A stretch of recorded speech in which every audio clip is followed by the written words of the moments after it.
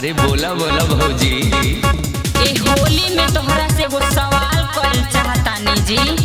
अरे करा ये हमर सुघर की भौजी करा हो। तो लो भाई सुनो, हमरा सवाल के जवाब देवे के पड़ी। जरूर देवे भौजी, तू कर न कौन सवाल करबो। कौन फुलवा फूले देवर छिताना, कालरवा ब्लू रंग होला हो। कौन फुलवा फूले देवर छिताना, कालरवा ब्लू रंग होला हो। अच्छा ये सवाल हो, चलो जवाब सुनाए भौजी। सुनावा। तीसी फुलवा फूले भौजी, तीसी फुलवा फूले हो। तीसी फुलवा फूले भौजी, तीसी फुलवा फूले हो।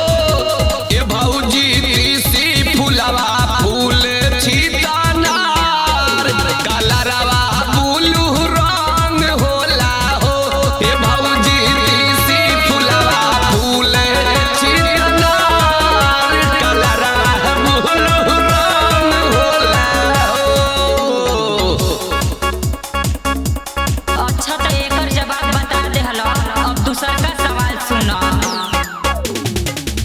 कौन चिड़ैया बोले सजिया के पहरा, कौन दुपहरिया हो, कौन भीनु सहारा। बड़ा कठिन कठिन सवाल करो तारू ये भौजी। लो एहू सवाल का जवाब सुना, हम बताओ तनी।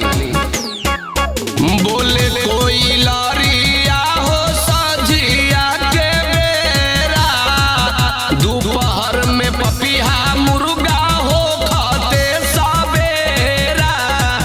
अच्छा तो ई तो बता दे हलो। अब ला है तीसर का सवाल सुनो।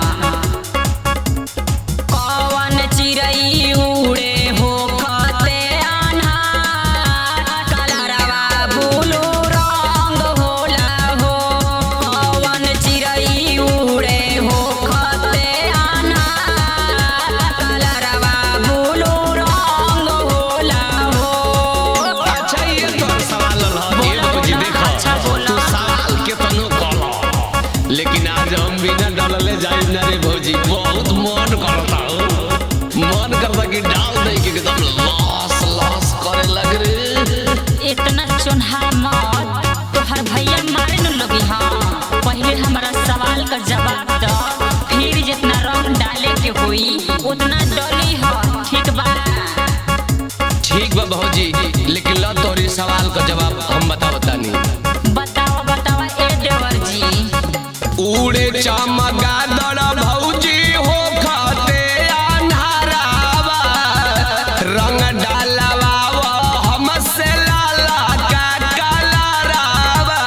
ए देवर जी ई होली में का बा, वही बनौले रहो हमारा से दूरी।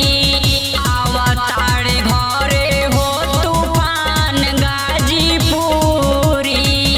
केहू आवे भौजी, डर नहीं खे, होली में छूट बा रंग परी। सुनो